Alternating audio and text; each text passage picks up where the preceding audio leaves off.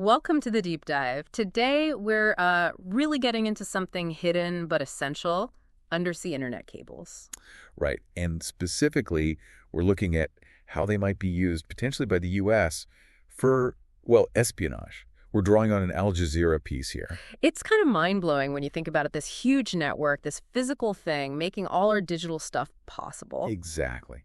And how that physical network gets tangled up in global power and intelligence. It's fascinating, really. Okay, let's try and get a handle on the scale here. It's almost unbelievable. Hundreds of cables, over 1.2 million kilometers under the ocean. That's huge. It is. And think about what they carry. Over 95% of all international data. 95%. And the money figure is just wild. Something like $10 trillion in financial transactions every single day. Yeah, every day.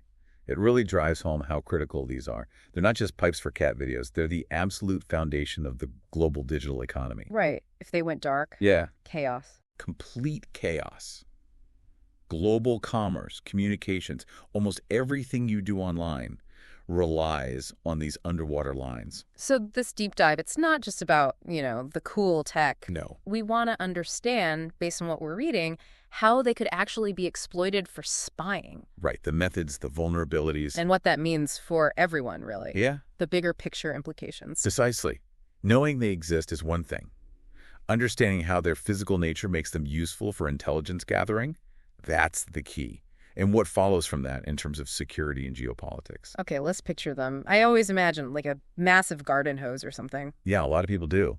But it's much more delicate, actually. Oh. Yeah. The core is bundles of glass fibers, really thin, like thinner than a human hair. Wow. That's where the data travels as light pulses. Then you got layers around that.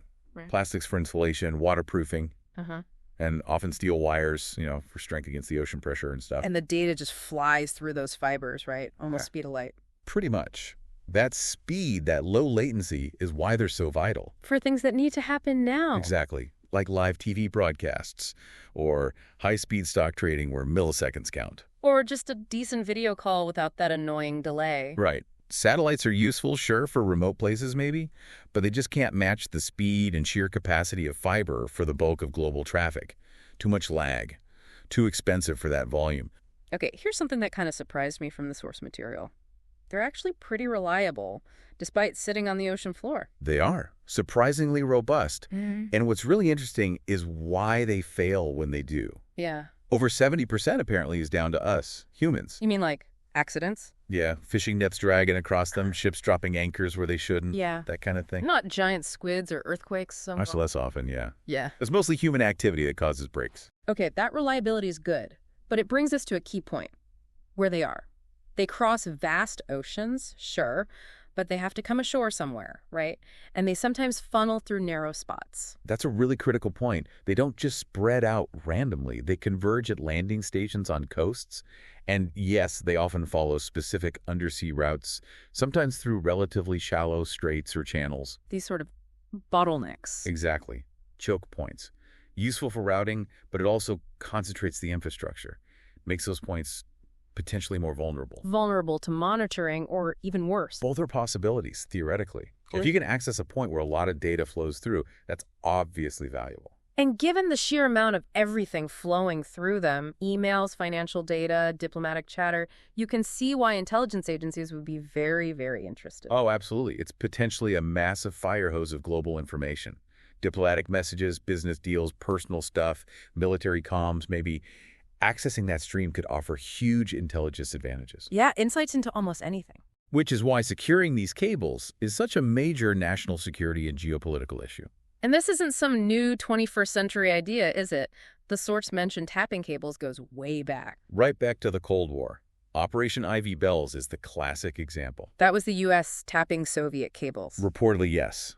In the Sea of Okhotsk, starting back in the late 50s, early 60s, they physically placed tapping devices on Soviet undersea cables.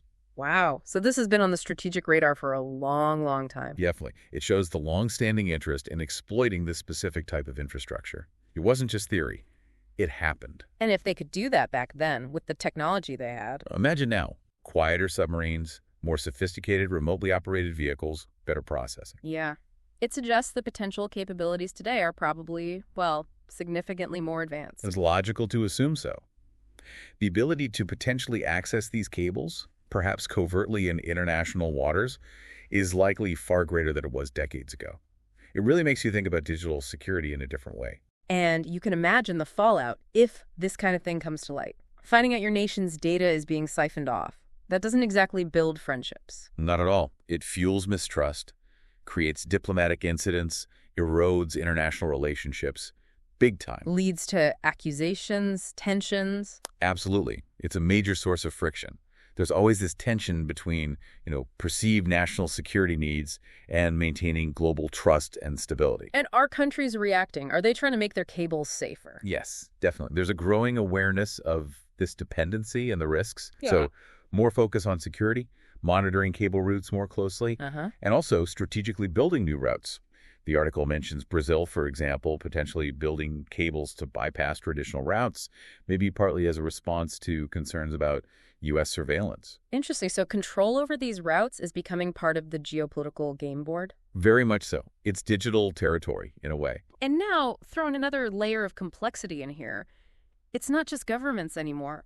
Big tech companies own a lot of these cables now, right? Google, Meta. That's a huge factor now. These companies need massive global bandwidth, so they're investing billions in laying their own cables or partnering on them. Which must complicate things from a security perspective. Immensely. You have private companies owning critical international infrastructure.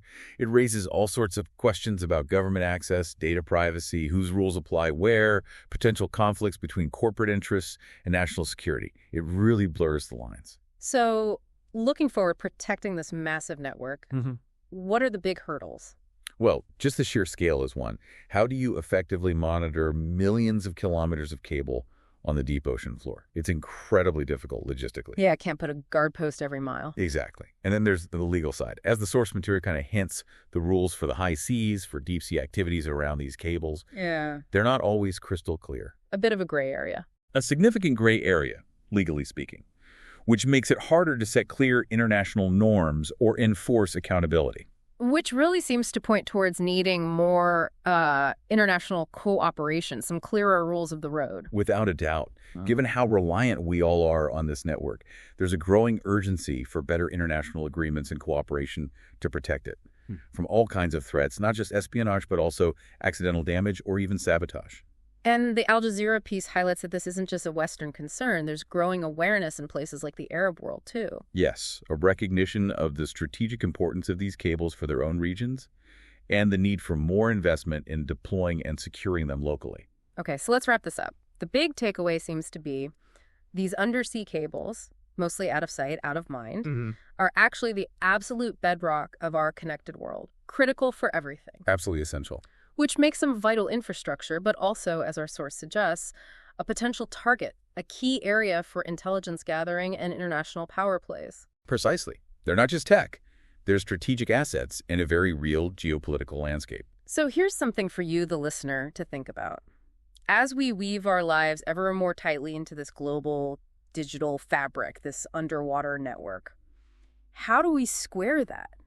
How do we balance the need for open global connection with the need for security, for privacy, especially knowing that potentially there's sophisticated surveillance happening silently beneath the waves? It's a tough balance. Definitely worth considering the wider implications, the geopolitics of it all, the debates about who governs this space, who secures it, and what that means for the future of the internet and global relations. It's a conversation that's definitely not going away.